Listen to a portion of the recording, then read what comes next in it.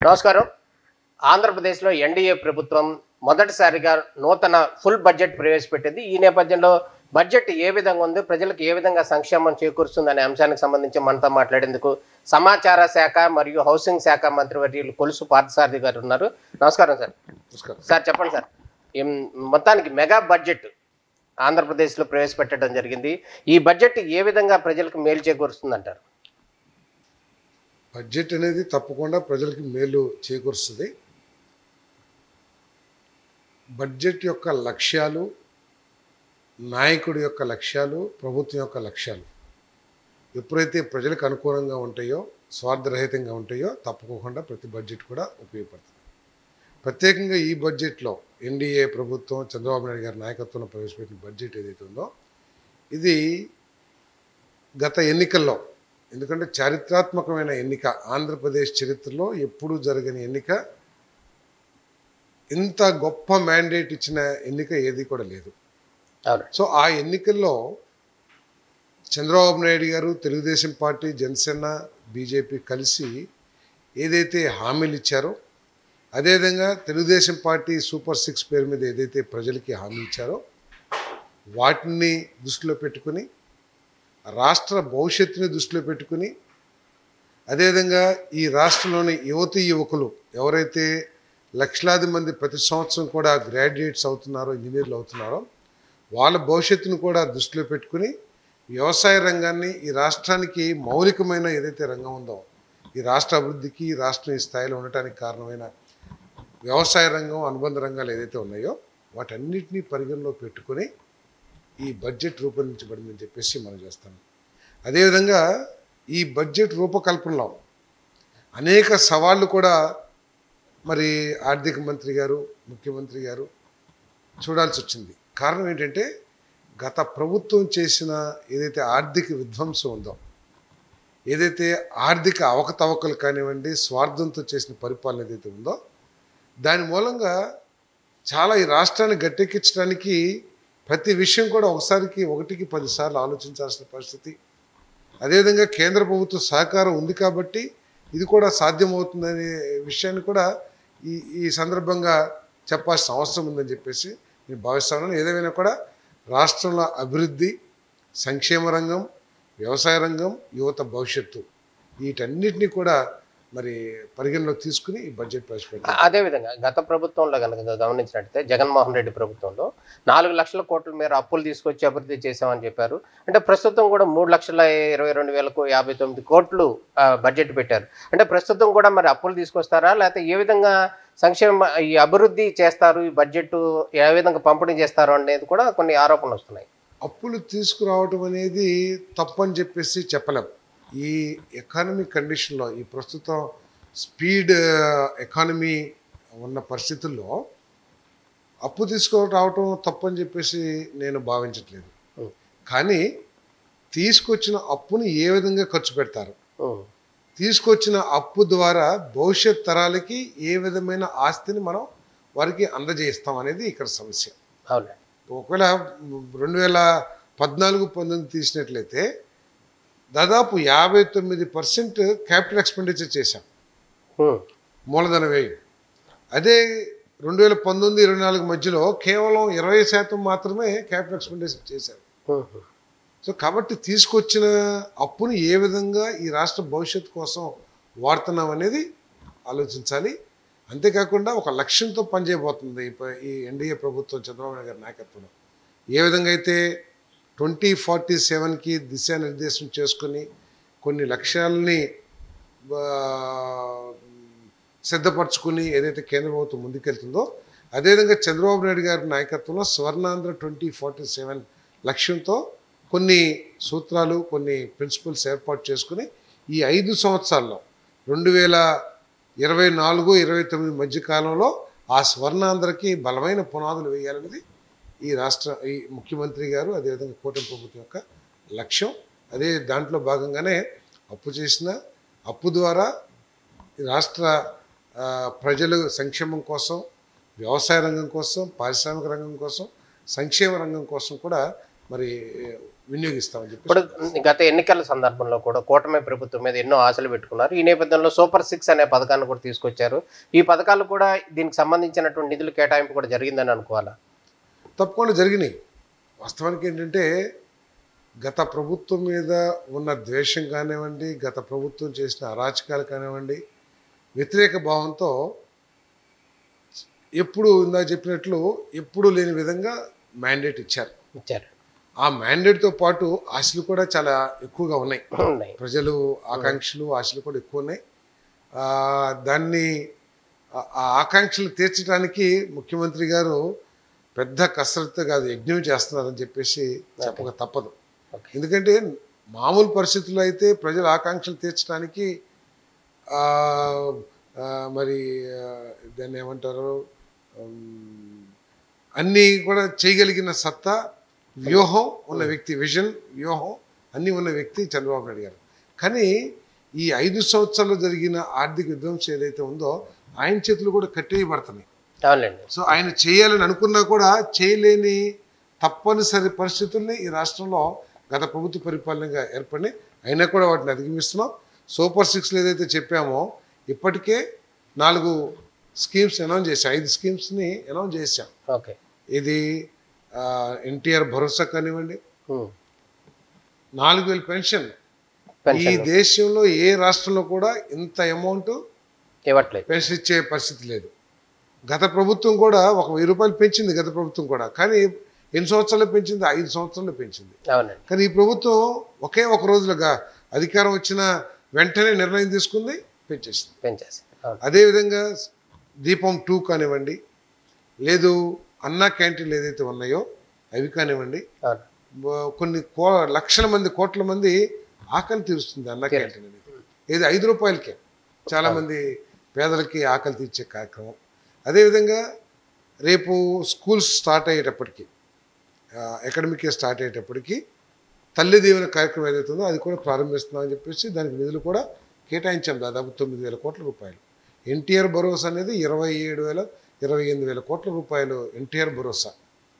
అదేవిధంగా అన్నదాత సుఖీభవ ఏదైతే ఉందో దాన్ని కూడా మే నుంచి స్టార్ట్ చేయబోతున్నామని చెప్పేసి కూడా బడ్జెట్ కూడా కేటాయించాం. ఇవన్నీ కూడా ఆఖరికి చూస్తే ఏదైతే గత ప్రభుత్వం నా ఎస్సీ, నా బీసీ, నా ఎస్టీ అని చెప్పుకుందో వాళ్ళందరికీ ఆ ప్రభుత్వం కంటే కూడా మెరుగైన సేవలు, మెరుగైన డీబీటీ కార్యక్రమాలు జరగబోతాయని చెప్పేసి నేను స్పష్టంగా. వైసీపీ నాయకులు ఎవరైతే ఉన్నారో అసెంబ్లీ సందర్భంలో కావచ్చు, వాళ్ళు సభలకే హాజరు కావట్లేదు, వారికి కావాల్సినటువంటి ప్రతిపక్ష హోదా మీరు ఇవ్వట్లేదంట, అందుకే ఆయన అలిగి వెళ్ళిపోయారు అంటున్నారు. దాని మీద మీరు ఏమంటారు సార్? ఆయనకు కూడా అవకాశం ఇవ్వాలి కదా మీరు? ఇప్పుడు ఏదో సామెత ఉంది, అంటే జగన్మోహన్ రెడ్డి గారు పెద్ద ఆయన గురించి సామెతలు చెప్పకూడదేమో కానీ ఏదో చెబితే వినడు, గిల్లితే ఏదో అని అంటారు. అట్లాగే ఆయన కూడా అర్థం చేసుకోవాలి, ప్రతిపక్ష హోదా, ముఖ్యమంత్రి హోదా, స్పీకర్ హోదా ఒకరు ఇస్తే ఇచ్చే కాదు. కేవలం స్పీకర్ హోదా అంటే మెజారిటీ ఉన్న పార్టీ నిర్ణయించాలి, కానీ ముఖ్యమంత్రి పదవి లేకపోతే అధికార పక్షం, ప్రతిపక్షం అనేది ప్రజలు నిర్ణయిస్తారు. అంతేగాని మేము అధికార పక్షం అని చెప్పుకోవడానికి, లేదా ఇంకొకళ్ళు మీరు ప్రతిపక్షం అని చెప్పడానికి ఎవరికి అధికారం లేదు. రాజ్యాంగం చాలా స్పష్టంగా చెప్పింది ఎవరు ముఖ్యమంత్రిగా ఉండాలి, ఎవరు ప్రతిపక్ష నాయకుడిగా ఉండాలి, ఎవరు స్పీకర్ అవ్వచ్చు, ఇవన్నీ కూడా చెప్పినాయి. ఎవరు మంత్రులు అవ్వచ్చు అని చెప్పినాయి. ఎవరికి వాళ్ళు నేను మంత్రిని అని చెప్పుకోవడానికి లేదు, ఎవరికి వాళ్ళు నేను ముఖ్యమంత్రి మాది అధికార పక్షం చెప్పుకోవడానికి లేదు. అదేవిధంగా ప్రతిపక్షం కూడా ఒకళ్ళు ఇచ్చేది కాదు. సో అది ఎందుకు తెలుసుకోలేకపోతున్నాడంటే ఆయన మూర్ఖత్వం, ఆయన ఆలోచన సరళి అర్థం పడుతుందని చెప్పేసి నేను భావిస్తాను. నేను ఇప్పుడు ప్రతిపక్ష నాయకుడు హోదా ఉంటేనే నేను ప్రజల సమస్యలు ప్రస్తావించగలను, ప్రజల సమస్య కోసం పోరాటం చేయగలనంటే, మీరు కూడా ఉన్నారు జర్నలిస్ట్గా చాలా సంవత్సరాల నుంచి. ఉమ్మడి ఆంధ్రప్రదేశ్లో 294 సీట్లు ఉన్న ఉమ్మడి ఆంధ్రప్రదేశ్లో బీజేపీ మీకు తెలుసు కిషన్ రెడ్డి ఒక్కడే.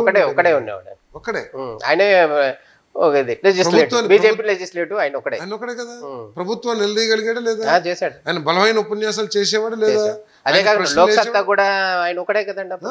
లోక్ సత్తా జయప్రకాష్ కదా వచ్చి ప్రజల సమస్యలు. ఇప్పుడు ప్రభుత్వం చేస్తుందా చేయదా అనేది ప్రభుత్వం యొక్క నిర్ణయం. కానీ ప్రజలు నువ్వేదైతే నమ్మేవో సమస్యని, ఆ సమస్యని అసెంబ్లీ ద్వారా ప్రజలకు తెలియజేయాలి కదా. ప్రజలకి ఇగో నేను ప్రభుత్వానికి చెప్పాను అని చెప్పాలి కదా. అదేదో కమ్యూనిస్టులు ముగ్గురు ఉండేవాళ్ళు. అవును, వాళ్ళకి ఒక 2 minutes, వీళ్ళకి 1 minute, వీళ్ళకి అంతా ఎంతో టైం ఇచ్చేవాళ్ళు. 5 minutes 10 minutes. ఇప్పుడు ప్రతిపక్షం లేదు కాబట్టి కొంత ఎక్కువ ఇస్తారేమో. అవును, అది ఏంటి నీ ప్రవర్తన, నీ పార్టీ ప్రవర్తన బట్టి స్పీకర్ ఇస్తారు. అవును, అంతేగాని ఈ విధంగా వ్యక్తిగత ద్వేషాలు లేకపోతే నీ ఇష్టం వచ్చింది మాట్లాడతానంటే స్పీకర్ ఇవ్వకపోవచ్చు. అది స్పీకర్ ఇష్టం కాబట్టి. అవును, కానీ అసలు నీ ఆలోచన సరళేమిటో మొన్ననే బడ్జెట్ సమస్య ప్రారంభం రోజునే అర్థమైపోయింది. ఏంటి, అసెంబ్లీలోకి వచ్చారు, అంత ముందు రోజే రకరకాల సమస్యలు ఏదో చెబుతున్నారు, అబద్ధాలో నిజాలో, ముఖ్యమంత్రి గారు చేసినట్టు తక్కువగా చేసి చూపిస్తామో, లేదా ప్రభుత్వం సాధించిన విజయాల్ని అది విజయంగా కాదు అని చెప్పేసి నీ సొంత పత్రిక కాబట్టి రాసుకునే అధికారం మీకు ఉంది కాబట్టి రాస్తున్నాం.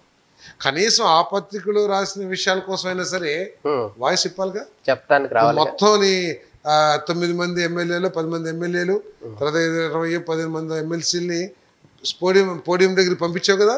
పంపించినప్పుడు కనీసం ఈ రాష్ట్రంలో ప్రజలు ఎదుర్కొంటున్న సమస్య గురించి ఒక్క గొంతున పెగిలిందా?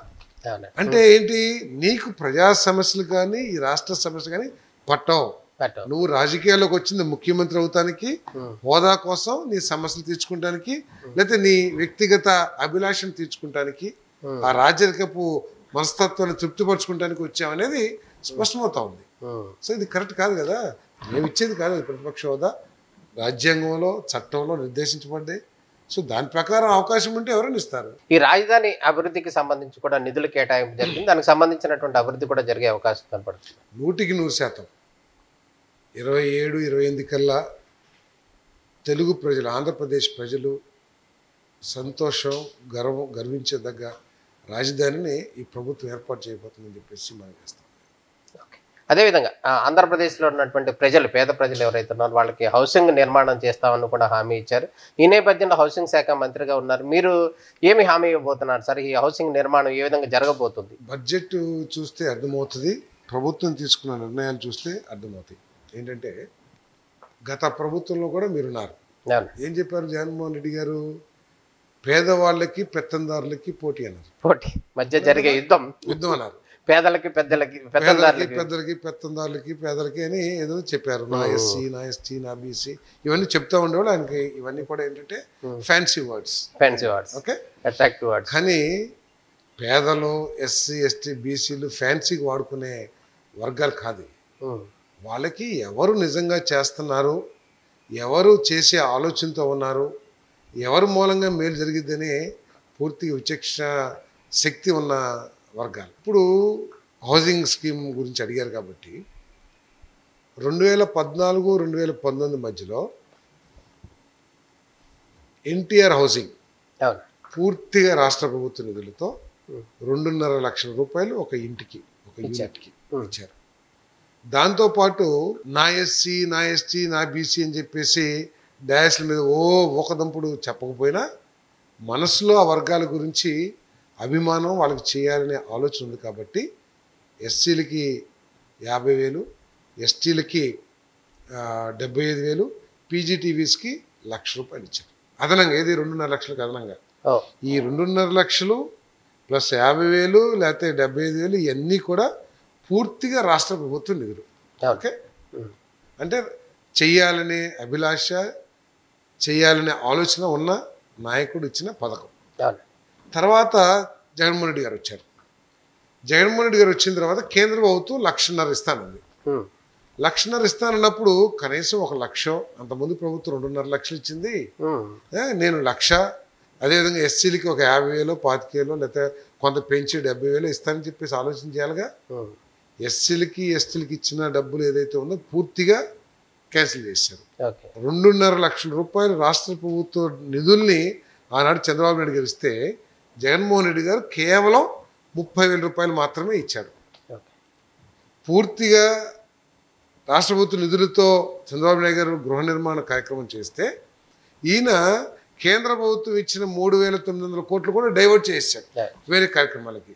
ఇప్పుడు మరి ప్రజలందరూ కూడా చెప్పాలి, ఎవరు పేదల పక్షాన ఉంటారు, ఎవరు పెత్తందారుల పక్షం అనేది ఒకసారి ఆలోచించాలి. దానికి తోడు ఈరోజు చంద్రబాబు నాయుడు గారు ఏం చేశారు, క్యాబినెట్లో మొన్న కూడా ఆమోదించారు. వీళ్ళు కట్టుకోలేకపోతున్నారు. హౌసింగ్ డిపార్ట్మెంట్ నుంచి మేము చెప్పాం, సార్ యూనిట్ కాస్ట్ని చాలా తక్కువగా ఇస్తున్నారు, కేంద్ర ప్రభుత్వం నిర్ణయించే యూనిట్ కాస్ట్ ఏదైతే ఉందో చాలా తక్కువగా ఇస్తున్నారు, ఎస్సీలు బీసీలు ముఖ్యంగా కట్టుకోలేకపోతున్నారని చెప్తే, సరే ఎస్సీలకి ఎస్టీలకి బీసీల్లో పద్మశాలికి, ఎందుకంటే వాళ్ళు హౌస్ వర్క్ షెడ్ ఏదో కట్టుకుంటారు, వాళ్ళకి 50,000 75,000 ₹1,00,000 ఇవ్వమని చెప్పేసి కలెక్టర్స్ కాన్ఫరెన్స్లో ఆదేశాలు ఇచ్చారు.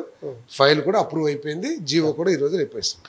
నిన్న క్యాబినెట్లో ఆ అప్రూవల్ని క్యాబినెట్ ఆమోదం కోసం నిన్న పంపిస్తే ముఖ్యమంత్రి గారు ఎస్సీలకి ఎస్టీలకి పీజీటీవీలకి ఇస్తున్నారు, మరి బీసీలకి ఎందుకు ఇస్తలేదు, బీసీలకు కూడా ఇవ్వాలి కదా, వాళ్ళు కూడా పేదవాళ్ళు కదా అని చెప్పేసి అడిగితే, సార్ బడ్జెట్ అంటే అది 5,000 కోట్లు కానీ 6,000 కోట్లు కానీ మనం ఇవ్వాల్సిందే అని చెప్పేసి కేవలం ఎస్సీ ఎస్టీ పీజీటీవీస్కి ప్రపోజల్ వెళ్తే, ఇందుకు కలెక్టర్ కాన్ఫరెన్స్లో ముఖ్యమంత్రి గారి ఆదేశాల మేరకు మేమేమనుకున్నామంటే, సరే ముఖ్యమంత్రి గారు ఎస్సీ ఎస్టీ గత 14-19లో ప్రభుత్వంలో ఉన్న పథకాన్ని అనౌన్స్ చేశారు, ముఖ్యమంత్రి గారు ఇచ్చారు, సరే బీసీలకి ఏం చేద్దామని చెప్పేసి మేము ఒక ఆలోచన చేశాం. బీసీల వరకు ఇంట్రెస్ట్ ఫ్రీ లోను అంటే ఎస్హెచ్జిలో 30,000 ఇస్తున్నాం, దాన్ని 1,00,000కి పెంచుదాం, ఓసీలకి ఏమో ఇంట్రెస్ట్తో కూడిన ₹1,00,000 ఇద్దాము, బీసీలకి కనీసం ఇంట్రెస్ట్ ఫ్రీ ఇస్తే కొంతన్నా ఆదుకున్న వారికి సహకారం అందించినట్టు, అది కూడా 10-30 అవుతుంది, ఒక 10 సంవత్సరాల్లో ₹1,00,000కి ఇంట్రెస్ట్. సో ఏదో ఒక చేయాలని ఆలోచన చేసాం, కానీ లేదు, పూర్తిగా సబ్సిడీ ₹50,000 ఇవ్వండి అని చెప్పేసి నిన్న క్యాబినెట్లో అప్రూవ్ చేశారు. దానికి రేపు మాపు వస్తుంది. ఈరోజు ఇప్పుడు చెప్పాలి ఎవరు పేదవాళ్ళు ఎవరు పెట్టిందారు, అంతే కదా. ఇప్పుడు నువ్వు ఇచ్చే ఏదైతే అమౌంట్ ఉందో దానికంటే అధికంగా సంక్షేమ కార్యక్రమాలు ఇవ్వబోతున్నాం, ఇళ్ళకి ఇస్తున్నాం, వీళ్ళు ఇది తీసుకుంటేనే కొన్ని వేల కోట్ల రూపాయలు కాబోతుంది. కాబట్టి హౌసింగ్ తరఫున తప్పకోకుండా మేలు జరుగుతుందని చెప్పేసి పేదవాళ్ళకి. గత ప్రభుత్వంలో జగనన్న కాలనీల పేరుతో ఏవైతే నిర్మాణాలు జరిగినాయో ఆ నిర్మాణాలన్నీ కూడా అంటే పనికిరాని పొలాలు శ్మశానాల పక్కన ఉన్నటువంటి వీటిలో ఇచ్చారు, అవి చాలా నిరుపయోగంగా ఉన్నాయి, అవి చాలా అక్రమాలు జరిగాయని చెప్పి మీరు కూడా గతంలో చెప్పారు. ఈ నేపథ్యంలో దాని మీద ఏమైనా ఎంక్వైరీ జరుగుతుందా సార్? తప్పకుండా ఇళ్ల స్థలాల మీద ఎంక్వైరీ జరుగుతుంది, అదేవిధంగా ఇళ్ల నిర్మాణం మీద కూడా ఎంక్వైరీ జరుగుతూ ఉంది. ఎంక్వైరీ రిపోర్ట్ వచ్చిన తర్వాత ఆకుతవకలు తేలితే తప్పకుండా చర్యలు కూడా తీసుకుంటాం. అయితే ఇందులో ఒక చిన్న క్లారిఫికేషన్, అప్పుడు ఎవరైతే జగనన్న హౌస్లో ఇల్లు తీసుకున్నారో ఆ ఇల్లు నిరుపయోగంగా ఉండి కట్టుకోకపోతే ఆ స్థలాన్ని మళ్ళీ మార్చుకోవచ్చని మీరే మీ ప్రభుత్వం వచ్చిన తర్వాత చెప్పారు, అది దానికి కొంచెం క్లారిటీ ఇస్తారా సార్? అంటే కట్టుకోలేకపోతేనా లేదా నిరుపయోగంగా ఉంటేనా? కట్టుకోకపోతే ఇప్పుడు కొన్ని కాలనీస్ ఉన్నాయి, అంటే దీంట్లో రకరకాలుగా ఉన్నాయి. కొన్ని ఇళ్ళ లేఅవుట్లు ఏదైతే ఉన్నాయో అసలు నివాసయోగ్యం కాకుండా ఉన్నాయి, వాళ్ళు ఎవరు కూడా వెళ్ళి కట్టుకుంటానికి ఉపయోగకరంగా లేవు లేఅవుట్లు కొన్ని. సో అటువంటి లేఅవుట్లు క్యాన్సిల్ చేసి వాళ్ళందరికీ మళ్ళీ 2 సెంట్లు 3 సెంట్లు ఏదైతే స్థలం ఇద్దాం అనుకుంటున్నామో అది ఇస్తాం. అదే విధంగా కొన్ని లేఅవుట్లో సగం కట్టేశారు, అంటే ఇళ్ల మధ్యలో ఒక ప్లాట్ మిగిలితే ఏం చేయలేం, కానీ ఒక పార్ట్ మొత్తం కలెక్టివ్ గా ఆగిపోయింది అనుకోండి, అవి క్యాన్సిల్ చేసి వాటిని 2 సెంట్లు 3 సెంట్లు, ఎందుకంటే వాళ్ళకి ఇంట్రెస్ట్ లేదు కట్టాలని, అవి క్యాన్సిల్ చేసేసి కావాల్సిన వాళ్ళకి వెంటనే ఇల్లు కట్టుకునే వాళ్ళకి 2-3 సెంట్లు ఇద్దామని ఆలోచించారు. అదేవిధంగా సార్ మీరు సమాచార శాఖ మంత్రిగా కూడా ఉన్నారు, మాకు 2014 నుంచి 19 వరకు కానీ లేకపోతే ఇప్పుడు 24 నుంచి 29 కాన్సెప్ట్లో ఇప్పుడైనా కూడా జర్నలిస్టులకు సంబంధించి ఇళ్ల స్థలాలకు సంబంధించినటువంటి మళ్ళీ హౌసింగ్ కూడా మీరే, దానికి సంబంధించి ఏమన్నా ప్రపోజల్ ఏమన్నా జరుగుతుందా సరే? 2-3 సార్లు రివ్యూ మీటింగ్లు కూడా ఐఎన్పిఆర్ రివ్యూ మీటింగ్లు కూడా ముఖ్యమంత్రి గారు పూర్తిగా సానుకూలంగా ఉన్నారు, ఇవ్వాలి ఇద్దామని చెప్పేసి కూడా చెప్పారు. సో నేను కూడా మీకు ఇచ్చి మీ ఆశీర్వాదాలు పొందాలని, నాకు మా ప్రభుత్వానికి కూడా ఆశీర్వాదాలు పొందాలని ఆలోచన చేస్తాను. తప్పకుండా ముఖ్యమంత్రి గారు కూడా సానుకూలంగా ఉన్నారు కాబట్టి తప్పకుండా చేస్తామని నేను భావిస్తా ఉన్నాను. ప్రభుత్వ స్థలం లేకపోతే ఇంకో రకంగా కూడా ఏంటంటే, మీకు ఇల్లు కట్టించి జర్నలిస్ట్ స్థాయిని బట్టి అది ఇండివిజువల్ ఇల్లు అపార్ట్మెంట్లా కట్టించి తక్కువ ధరకి కేంద్ర ప్రభుత్వం దగ్గర ఉన్న ఏదైతే పథకాలు ఉన్నాయో ఆ పథకాలను వినియోగించి మీకు కొంత సబ్సిడీ, ఇంట్రెస్ట్ సబ్సిడీ కానివ్వండి, తక్కువ ధరకి no profit no loss basis మీద ఇవ్వాలని రకరకాలుగా ఆలోచన చేస్తున్నాము. తప్పకుండా ఇస్తారనే నమ్మకం కూడా నాకుంది. అదేవిధంగా గారి ఆలోచన మేరకు. Thank you sir. అదేవిధంగా అక్రిడేషన్స్, జర్నలిస్టులకు సంబంధించి అక్రిడేషన్స్ విషయంలో కూడా ఏమైనా ముందడుగు వేస్తున్నారా? దాని మీద ఏమైనా ప్రపోజల్స్ జరుగుతున్నాయా? ఎందుకు లేట్ అవుతుంది సార్? 100% ముందడుగే, దాంట్లో ఎక్కడ కూడా ఏం లేదు. అంటే ఎందుకు కొంత ఆలస్యం ఏంటంటే కొంత వైడ్గా చర్చిద్దాం. ఎందుకంటే పోయినసారి 22,000 మందికి గత ప్రభుత్వం, చంద్రబాబు గారి ప్రభుత్వం ఇస్తే దాన్ని 13,000కో 12,000కో కుదించి తగ్గించారు. దాన్ని ఏదో స్వంత వ్యవహారంగా గత ప్రభుత్వం చేసింది. వాళ్ళకి కావాల్సిన వాళ్ళకి ఇవ్వటం, ఇష్టం లేని వాళ్ళకి తక్కువ ఇస్తాం, ఆ రూల్స్ కూడా ఇష్టం వచ్చినట్టు పెట్టింది. దాని మీద కొంచెం వైడ్ డిస్కషన్స్ చేయాలన్న ఆలోచనలో ఆ డిస్కషన్స్ కొద్దిగా ఆలస్యమైంది. అందుకే 2 నెలల ముందు ఎక్స్టెండ్ చేసాము. తర్వాత నిన్న క్యాబినెట్కి పెట్టాలని ఆలోచన చేశాం. కాకపోతే బడ్జెట్ ఇంకా ఇతరత్ర సమయాభావం మూలంగా దాన్ని నెక్స్ట్ క్యాబినెట్కి పెట్టాలని. అంతేకాకుండా పూర్తిగా ఇంకా అధికారులు లీగల్గా అన్నీ కూడా ఒకసారి స్టడీ చేద్దాం ఆలోచనతో, అదేవిధంగా బడ్జెట్ సమయాభావం వీటన్నిటి మూలంగా నెక్స్ట్ క్యాబినెట్కి పెడతాం. అందుకనే ఈసారి మళ్ళీ ఎక్స్టెండ్ చేసే అవసరం రాకోకుండా 3 నెలలు ఇచ్చేస్తే ఈ లోపల చేసాం. అంతేగాని ఎక్కడ కూడా వేరే ఆలోచన లేదు. అదేవిధంగా ఇప్పుడు వైసీపీ నాయకులు ఎవరున్నారు గత వైసీపీ ప్రభుత్వంలో విచ్చలవిడిగా వ్యవహరించారని అందరి నోట ఉన్నారు. వాళ్ళందరూ కూడా తాజాగా అరెస్టులు అవుతున్న పరిస్థితి, జైలుకి వెళ్తున్న పరిస్థితి. ఈ నేపథ్యంలో వైసీపీ నాయకులు కొంతమంది చెప్తున్నారు, ఎవరైతే టీడీపీ ప్రభుత్వం చెప్పింది మేము కక్ష కట్టము, ఎవరిని టార్గెట్ చేయమని, కానీ ప్రజెంట్ అందరినీ కేసులు పెట్టి లోపలేస్తున్నారు అని చెప్పి వాళ్ళు ఆవేదన అయితే వ్యక్తం చేస్తున్నారు. కక్ష కట్టేది ఏంటి? వాళ్ళు తప్పు చేస్తే వాళ్ళ మీద చర్యలు తీసుకున్నారు. చట్టం పనిచేస్తుంది, డిపార్ట్మెంట్ పనిచేస్తుంది. అంతేగాని కక్ష కట్టేది ఏముంది? అపోజిషన్లో చాలా మంది ఉన్నారు. వాళ్ళందరినీ వైసీపీ కాబట్టి లోపల వేయాలని ఏమనుకుంటలేదు కదా. వాళ్ళు చేసిన పనిని బట్టి వాళ్ళ మీద చట్టపరంగా చర్యలు తీసుకున్నారు. వైసీపీలో 151 మంది ఎమ్మెల్యేలు ఉన్నారు, కొన్ని వేల మంది కార్యకర్తలు ఉన్నారు. సో వాళ్ళందరి మీద ఏమి అందరినీ 150 మందిని లోపల చేయండినో లేకపోతే అదేం అంటలేదు కదా. ఎవరి మీద అయితే కేసులు ఉన్నాయో, ఎవరైతే అరాచకంగా కానీ లేకపోతే ఎవరైతే కొంత చట్ట పరిధిని అతిక్రమించారో అటువంటి వాళ్ళ మీద చర్యలు తీసుకున్నారు. అది అసలు పార్టీకి ప్రభుత్వానికి సంబంధం లేదు. చట్టం తన పని తాను చేసిపోతుందని చెప్పేసి భావించాలి. ఇప్పుడు ఈ ప్రజెంట్ మన కూటమి ప్రభుత్వంలో కూడా వైసీపీ అధికారులు ఎవరైతే ఉన్నారో వాళ్ళు కొంతమంది సహకరించట్లేదు మన అధికార పక్షానికి అంటూ కూడా కొన్ని కామెంట్స్ వస్తున్నాయి సార్. అదేముండదు, సహకరించట్లేదు అనేది అటువంటిది ఏమి ఉంటుందని నేను భావించట్లేదు. ఒకవేళ మరీ విచ్చలవిడితనంతో పనిచేసినంటే వాళ్ళు పక్కన లూప్ లైన్లోనో ఏదో అప్రధానమైన పోస్టుల్లో పెడతారు ప్రభుత్వం. అంతేగాని అధికారులు సహకరించట్లేదు అనేది కరెక్ట్ కదా. అధికారులందరూ కూడా పర్లేదు, ఎవరైనా చేయకపోతే వాళ్ళ మీద ముఖ్యమంత్రి గారు ఏమి కొత్త ముఖ్యమంత్రి గారు కాదు, ఆయన సుదీర్ఘ అనుభవం ఉన్న వ్యక్తి. అదేవిధంగా మినిస్ట్రీలో కూడా సీనియర్లు ఉన్నారు. అదేవిధంగా ప్రతి పనిని పర్యవేక్షించే డిప్యూటీ చీఫ్ మినిస్టర్ కానివ్వండి, అదేవిధంగా లోకేష్ గారు ఉన్నారు. కాబట్టి అటువంటి సమస్య. అయితే ఒక మాట లోకేష్ గారి విషయంకి వస్తే, లోకేష్ గారు గతంలో యువగాళానికి ముందు ఎట్లా ఉన్నారు, ప్రజెంట్ ఎట్లా ఉన్నారు, గతంలో కూడా మీరు చూశారు. లోకేష్ సూపర్ శక్తిగా మారాడు, చాలా డెవలప్ అయ్యాడంటూ కూడా కొన్ని వస్తున్నాయి వార్తలు. దాన్ని మీరు ఏ విధంగా చూస్తారు సార్? అంటే యువగాళం ముందైతే నాకు వారితో పరిచయం తక్కువ, కానీ ఆయన ఒక నిజమైన నాయకుడిగానే, బలమైన నాయకుడిగానే తయారయ్యారు. ఈజ్ ఎ కంప్లీట్ లీడర్, దాంట్లో ఎటువంటి సమస్య లేదు. ఏ సమస్య వచ్చినా కూడా, కార్యకర్తకు వచ్చినా నాయకుడికి వచ్చినా కూడా దాని మీద ప్రత్యేకంగా దృష్టి సారించి ఆ సమస్యని పరిష్కరించడానికి ప్రయత్నం చేస్తున్నాడు. నా విషయంలో కూడా నాకు కూడా సంబంధించి కొన్ని రాజకీయపరమైన విషయాల గురించి వరకు వెళ్తే చాలా మెచ్యూర్డ్గా, చాలా మంచి ఆలోచనతో వాటిని పరిష్కరింపజేశారు. Is the leader of Chandrababu Naidu garu, తర్వాత లోకేష్ గారు. అంత బలమైన శక్తిగా ఆయన ఎదిగారు. ఆయన నాయకత్వంలో తెలుగుదేశం పార్టీ ఇంకా బలోపేతం అవుతుంది అన్నట్లు కూడా ఎటువంటి సందేహం లేదు. ఆయన సమక్షంలోనే మీ సహచార మంత్రి కూడా ఫ్యూచర్ సీఎం లోకేష్ అంటూ కూడా దావోస్లో చెప్పారు. అది కొంత గందరగోళం అయినట్టుంది. అది గందరగోళం ఉంది, ఎవరి అభిప్రాయం అనుకుంటుంది. మా సహచార మంత్రి గారిది అటువంటి అభిప్రాయం అందరిలో చాలా మందిలో అభిప్రాయం ఉండొచ్చు. మా అభిప్రాయాన్ని వ్యక్తపరచకూడదని ఎక్కడ ఎదిలేదు కదా. కానీ అది పార్టీ నిర్ణయిస్తుంది. అదేవిధంగా ఇది ఎన్డీఏ కూటమి కాబట్టి ముఖ్యమంత్రి గారు చంద్రబాబు నాయుడు గారు నిర్ణయిస్తారు. తెలుగుదేశం పార్టీ వరకు ఈజ్ ది లీడర్. అవును. చంద్రబాబు నాయుడు గారి తర్వాత ఈజ్ ది లీడర్, దాంట్లో ఎటువంటి డౌట్ లేదు.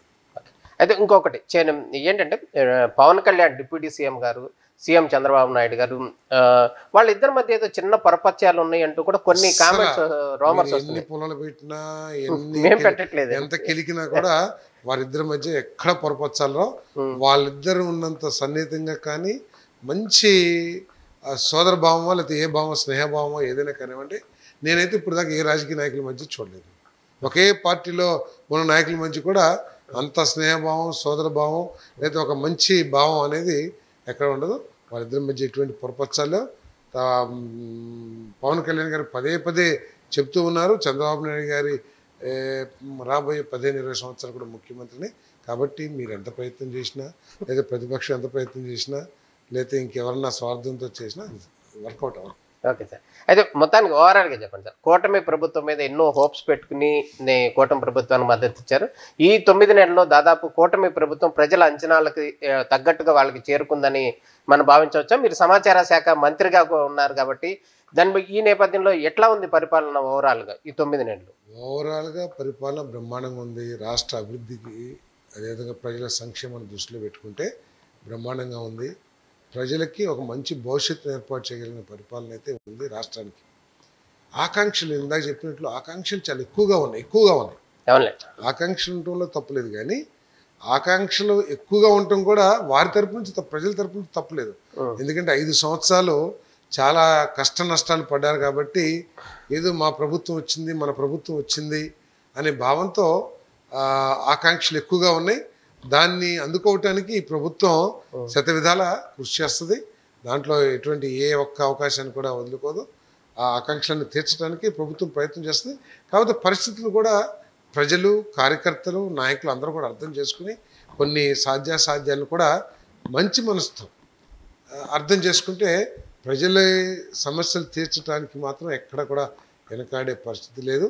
ఏదైతే చెప్పామో సూపర్ 6లో వాటన్నిటిని కూడా అమలు చేయడానికి ప్రయత్నం చేస్తాం. రాష్ట్రాన్ని ఊబిలో నుంచి గట్టు ఎక్కించడానికి పట్టాల మీద తీసుకురావడానికి ప్రయత్నం చేస్తున్నాం. కాబట్టి ప్రజలు కూడా సహకరించాలి, కార్యకర్తలు కూడా సహకరించాలి. ఇప్పుడు ఆంధ్రప్రదేశ్ హౌసింగ్ శాఖ మంత్రి, సమాచార శాఖ మంత్రిగా ఉన్నటువంటి 2 శాఖల మంత్రిగా ఉన్న మీరు నూజివీడు నియోజకవర్గానికి ఎమ్మెల్యేని. నూజివీడు అభివృద్ధికి సంబంధించి ఏం చేశారు, ఏం చేయబోతున్నారు? నూజివీడులో రహదారుల సమస్య చాలా వరకు తీరింది.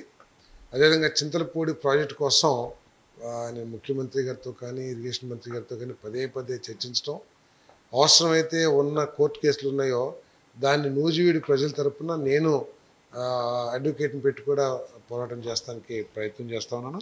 అదేవిధంగా ఎన్ఎస్పి నీళ్లు తీసుకురావడానికి ప్రయత్నం చేస్తున్నాం. Market yard mango market yard నిర్మాణం కోసం ప్రయత్నం చేస్తున్నాం. ఇండస్ట్రీస్ అభివృద్ధికి కూడా ప్రయత్నం చేస్తున్నాం. ప్రజలకి ఏ సమస్య వచ్చినా కూడా దాన్ని పరిష్కరించడానికి ఎప్పుడు ఎల్లవేళ అందుబాటులో ఉండడానికి కృషి చేస్తాం. ఇంకా ఫైనల్గా ఒకటి, సమాచార శాఖ మంత్రిగా పార్థసారథి గారు, డైరెక్టర్గా శుక్లా గారు వచ్చిన తర్వాత జర్నలిస్టులకు సంబంధించినటువంటి అనేక ఇష్యూస్ క్లోజ్ అవుతాయి, వాళ్ళకి మేలు జరుగుద్దని ఆశిస్తున్నారు. ఈ నేపథ్యంలో వారి గురించి ఏమన్నా ఒక మాట చెప్తారు? 100% మాది జర్నలిస్టుల ఫ్రెండ్లీ ప్రభుత్వం. దాంట్లో ఎటువంటి సమస్య లేదు.